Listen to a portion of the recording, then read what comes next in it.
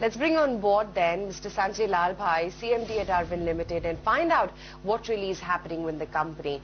Mr. Lalbhai, good to have you on the show. Really appreciate you taking the time out and speaking with us at ET Now. Firstly, Arvind has been doing a large number of tie-ups with overseas brands, the latest ones being Gap and the Children's Place. What's the strategy for Arvind in terms of taking up international franchisees? See, the specialty retailers are the largest value creators in the apparel sector. They are the largest players also. So if you really look at Gap, it's a $16 billion company. So H&M, Zara and Gap have really transformed this industry over the last couple of decades. And these are the major players in the apparel category. So we are very excited that Gap has agreed to, give us the franchise, and we'll be bringing the entire Gap, the Gap brand to this country. So it's a very exciting opportunity for our company. Great news, Mr. Lalbhai. What are the kind of revenue targets that you're looking at, considering, Gap is a big brand. All of us are fond of that one. In the next 1 to 2 years, what's the kind of revenue generation do you see once the brand comes into the country? See, I don't want to talk about specific kind of numbers because the opportunity is so large, and I think we have numbers, but we don't want to really share them because the numbers will change depending on the kind of real estate we are able to, reserve for this brand, and the opportunities are immense.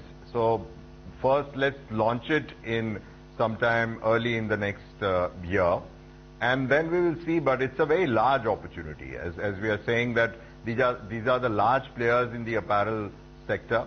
So the opportunity for our company and for the brand Gap is pretty large as far as India is concerned. What is the nature of your JV with Gap? Are you partners in profits? Would you be sharing part of the revenue? What is the nature of the fine print?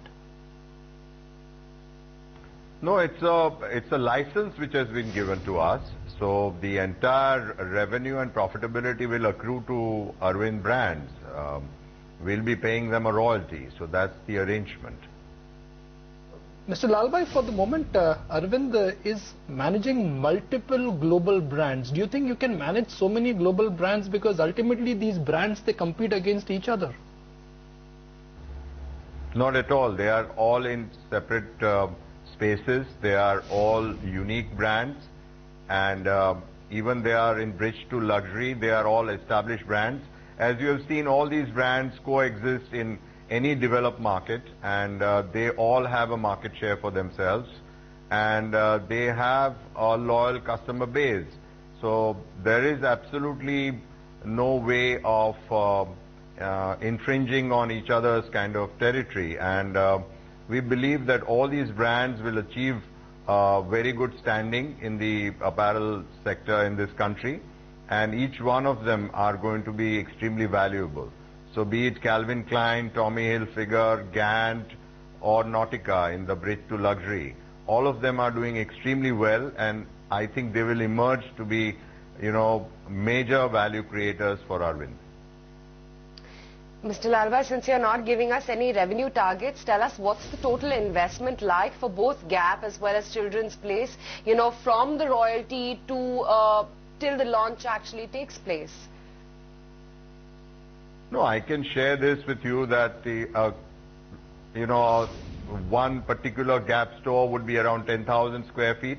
It will require an investment of 10 crores, and it should give us revenue of anything around 25 to 30 crores annually. So that's the kind of format which we are going for. So depending on if you roll out 40, then it's 1,000 crores. If you roll out 80, then it's 2,000 crores. If you roll out 120, then there's 3,000, and you could be $1 billion business. So it could be anything, but this is the format, and this is the kind of investment we'll be making. Every store will entail an investment of 10 crores of rupees.